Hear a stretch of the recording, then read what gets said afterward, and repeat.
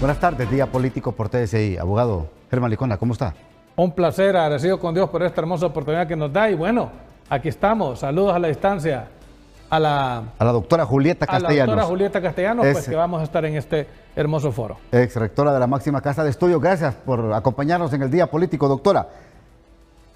Muy buenos días, saludos al abogado Licona, a usted, y bueno, un día para hablar de temas de país trascendentes. Claro, y hablemos.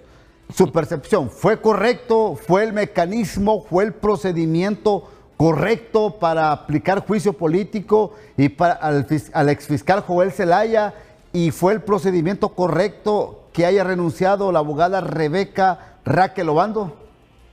Bueno, muy directo y breve, tres momentos. La demanda ciudadana de juicio político para los funcionarios con altos cargos que interfirieron de forma obstructiva en el proceso electoral es legítima. Fue un proceso interferido, obstruido de forma deliberada, consciente, tanto desde adentro del CNE y el Tribunal de Justicia Electoral como una conjura con otras instituciones del Estado. Y el juicio debe incluir a todos los funcionarios que intervinieron en este proceso. Segunda cosa, lo que vimos el día lunes fue la verificación de la falta de confianza y la falta de idoneidad del exfiscal general. Él no pudo responder convincentemente por qué no investigó el transporte del material electoral. Él no pudo convencer en el tema de los audios que hizo públicos sin haber sido verificados y sin conocer su origen. Él no pudo responder por qué acusó a unos y no investigó a otros.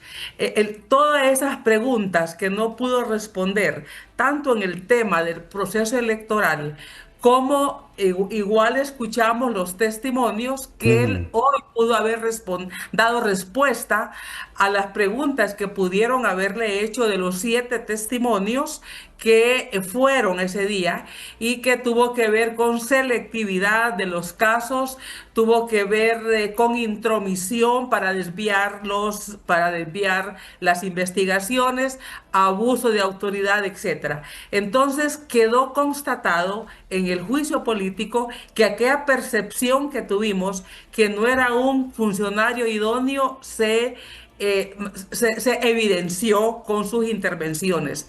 Él trató de desvirtuar esa audiencia diciendo entré como político y salgo por temas políticos, pero no político partidario. En este caso, lo político es la falta de idoneidad y de confianza para ostentar un alto cargo. Y en tercer lugar, lo que vimos ayer ya es otro momento.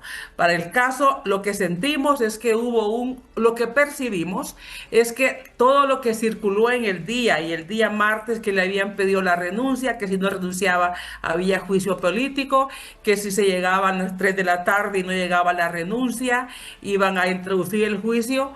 Todo eso fue un pulso de fuerza, así lo percibimos, entre la Corte Suprema de Justicia y entre el Partido Libre probablemente y el Congreso Nacional.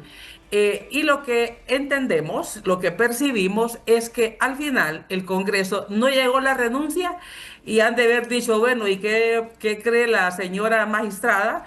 Que nosotros no vamos a avanzar, demos el siguiente paso.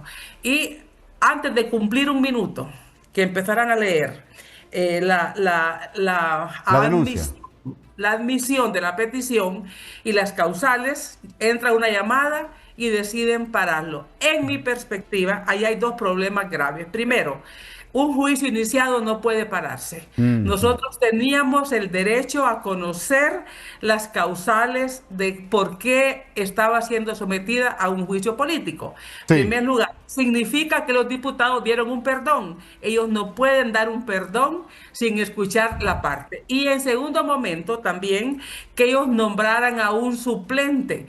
Elegir elegir al presidente de la Corte corresponde al Pleno. Por lo tanto, esta segunda parte desvirtúa completamente y es lo que tenemos que estar vigilantes, que el juicio político no se violente para que no se vaya a convertir en un instrumento de extorsión y de impunidad. Y ahí Bueno, me quedo por ahora. Gracias. bueno, abogado. Bueno, es interesante el resumen que hizo la doctora y a mi parecer está bien formulado en relación al proceso que se siguió del juicio político, pues considero que se respetó el debido proceso, el derecho a la defensa y el principio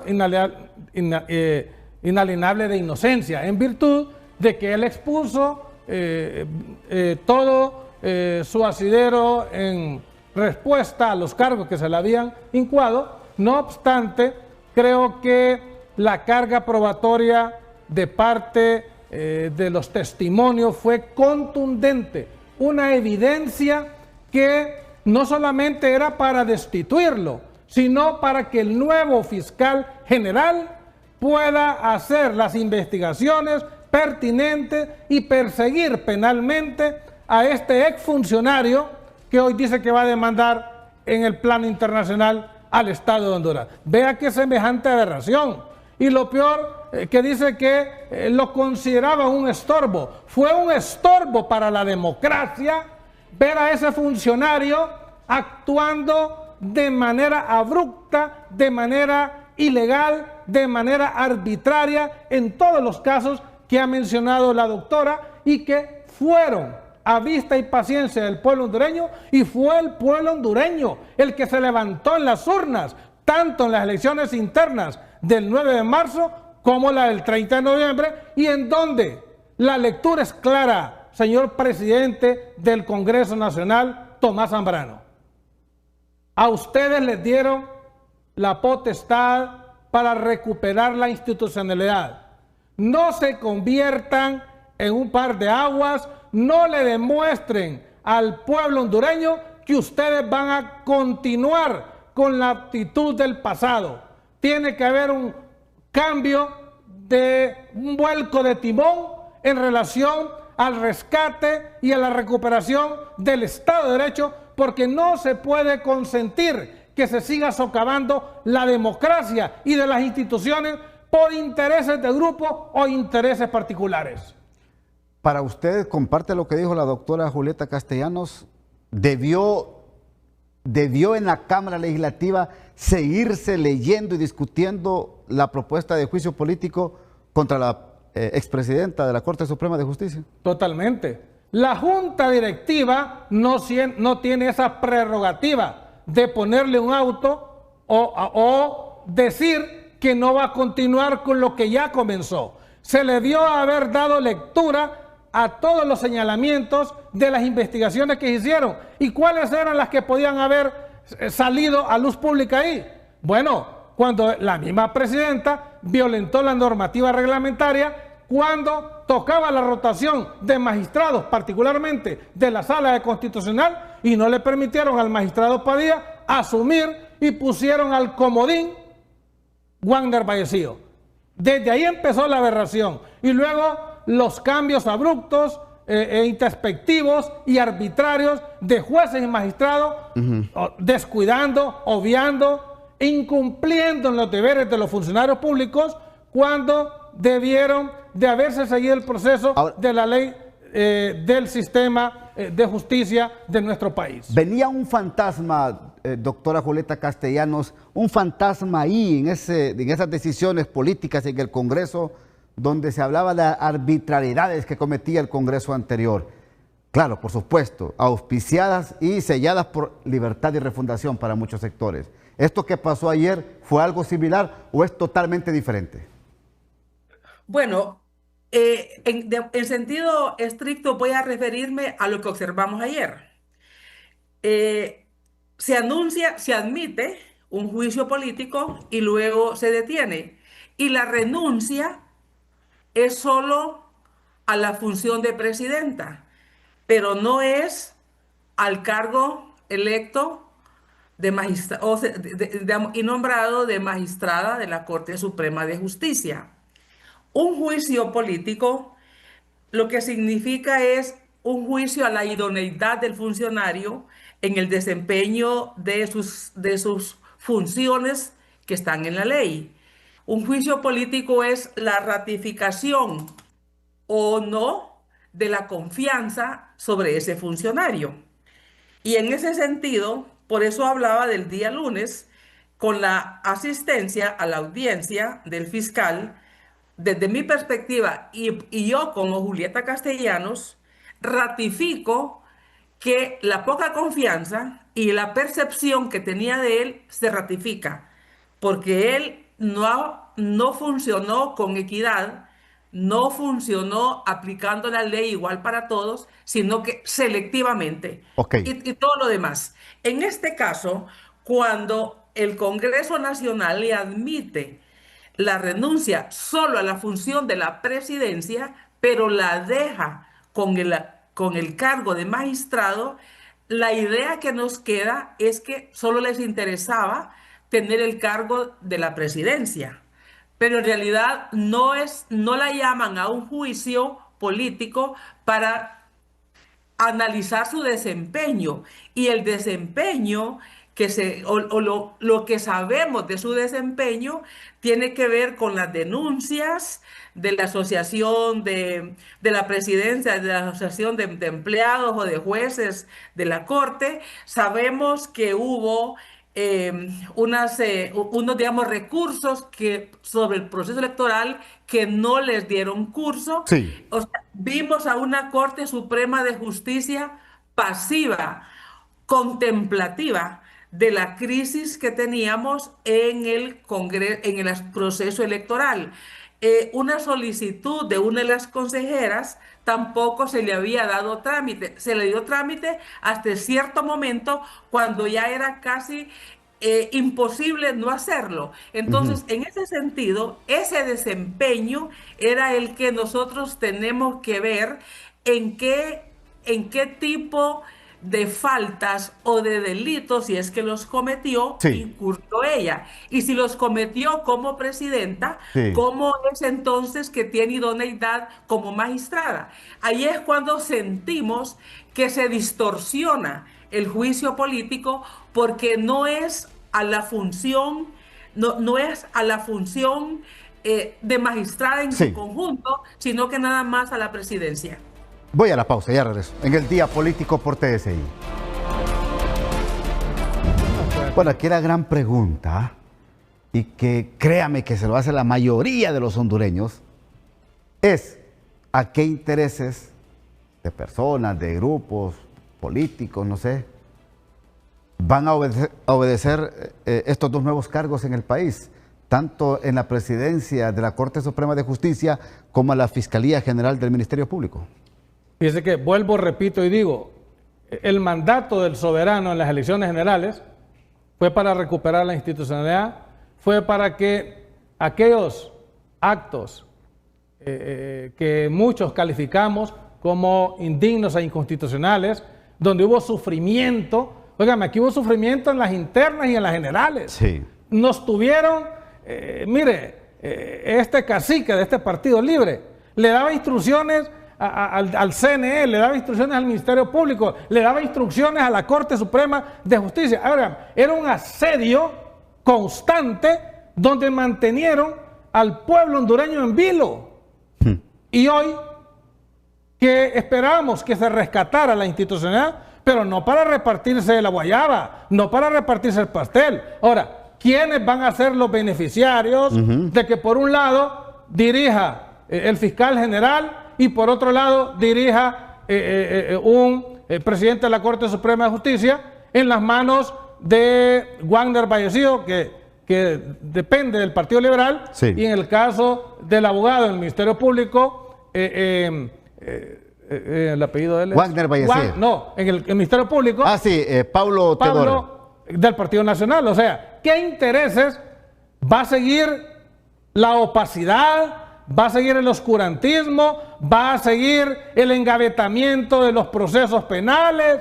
¿Van a haber sustitución, cambios arbitrarios de funcionarios que había nombrado Joel Zelaya o de igual forma la misma Raquel Obando. Sí. Esos intereses creo que ya están claros, el pueblo los ve, pero es lo que no queríamos observar de un gobierno, de un oficialismo que recibió el mandato que de cada 10 hondureños, 8 le apostaron a la oposición en aquel entonces, hoy gobierno.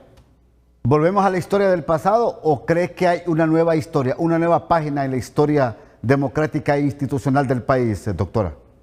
Bueno, hasta ahora lo que hemos visto es una recomposición del poder. Sí. El Partido Libertad y Refundación ya no tiene el control de la rectoría de estos órganos, como es la Corte Suprema de Justicia y el Ministerio Público.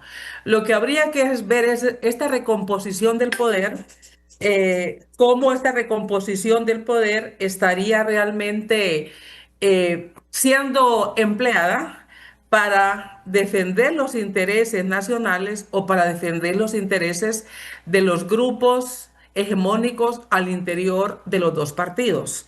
Eso es lo que estamos por ver. Pero independientemente de esto, independientemente de que tanto el fiscal electo, el abogado Reyes, como la Corte Suprema en esta nueva etapa, que imaginamos va a quedar el mismo abogado Vallecillo en la presidencia. Tiene que tener 10 votos. Tiene que tener 10 votos en el pleno. Tiene que tener 10 votos, pero ya ayer mandaron un mensaje eligiéndolo a él como interino. Como interino. Entonces eso realmente, digamos, significaría que hay que recordar que tiene 6 votos, creo que son 6 magistrados del Partido Libertad, 5 el Partido Nacional y 4 el Partido Liberal. Hay que ver si esta distribución alícuota de poder que se hicieron en aquel momento se mantiene o si hay cambios. Ellos siempre tienen forma de cómo reacomodar esto, porque en realidad con el juicio político lo primero que hemos visto es un reacomodo del poder. Por eso comenzaron por 2 cargos importantes. El sentido común nos decía que iban a empezar por Marlon Ochoa, pero bueno, Marlon Ochoa no es una figura, ni Mario Morazán, no son cargos con los cuales ellos pueden actuar para presionar, para incidir, para impulsar temas. Estos 2 cargos que estamos viendo, sí, aquí va a depender, como iniciaba mi intervención, si el nuevo fiscal, con las denuncias que escuchamos, sobre todo de los testigos, va a iniciar una investigación. Porque lo que el juicio político hizo al fiscal fue decir, usted no es idóneo y usted no está en el cargo. Pero eso no lo exime de una investigación administrativa o penal. Pero eso va a depender si el nuevo fiscal general toma la decisión y imaginamos que esas decisiones no las toma solo un fiscal general, que esos son arreglos de partidos. Y también hay que ver en la Corte Suprema de Justicia esos traslados que denunciaron que había hecho, nombramientos sin tomar en cuenta concursos. Hay que ver si eso es página dada vuelta o en realidad ahí va a haber una revisión de todo eso.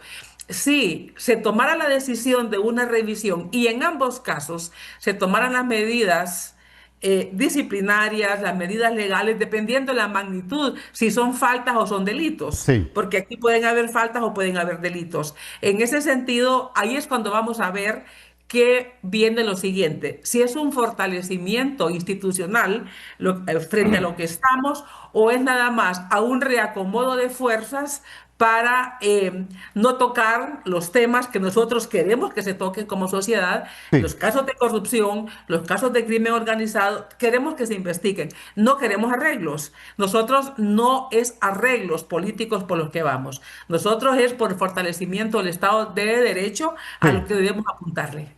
Bueno. Mire, esa reconfiguración o reacomodo o rearreglo que han hecho no nos da la certeza a nosotros de que van a continuar cumpliendo la Constitución y la ley en aquellos casos emblemáticos que han sido señalados, por un lado en el tema de investigación y por otro lado en el tema de judicialización.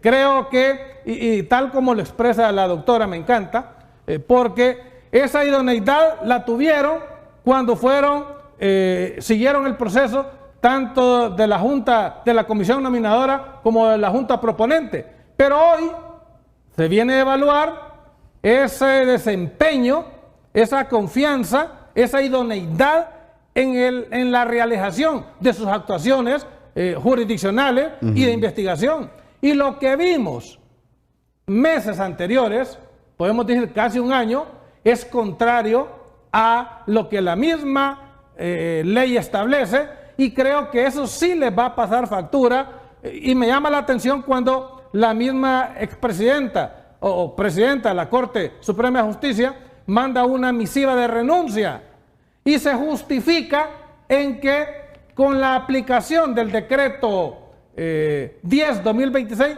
que le socavó, que le quitó a ella ese poder omnímodo, esa es la justificación que ella pone. O sea que ella no ha hecho nada, ella paz y amor, ha administrado la cosa pública desde el Poder Judicial con cumplimiento de la ley, sin cometer exabruptos. Óigame, creo que por dignidad a la mujer debería de renunciar. Ok, me tengo que ir a la segunda pausa y ya regreso en el Día Político por TSI.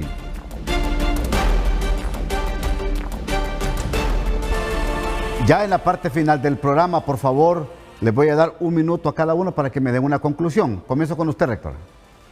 Bueno, creo que estamos en un momento importante donde que puede ser o de un cambio en la gestión del poder y en el fortalecimiento de las instituciones y del Estado, o a continuar en lo mismo. Entonces, como ciudadanía, lo que tenemos que estar es vigilantes de lo que hagan los políticos, haciendo incidencia, poniendo en claro lo que estamos viendo y diciéndolos que no están haciendo lo correcto, y que esos 91 votos que tienen no es para que los empleen para su beneficio personal, sino que la confianza ciudadana al depositarles ese voto es para que reorienten el rumbo del país. De lo contrario, en 4 años volveremos a lo mismo. Abogado. Las violaciones sistemáticas que se le han hecho a la Constitución de la República por más de 20 años nos tienen cansados. El soberano, a través de esa justicia ciudadana del voto, dio un mandato. Partidos que hoy están en el oficialismo, cumplan la ley y no permitan que se sigan cometiendo más aberraciones jurídicas, porque la justicia debe prevalecer, y creo que ellos lo van a conocer el 30 de noviembre del 2029. Gracias, abogado, muy amable. Gracias, doctora, muy amable. Bueno, buenos días y buenas noches. Saludos. Gracias, muy amable. Hasta aquí el programa de hoy. Que pasen una feliz noche.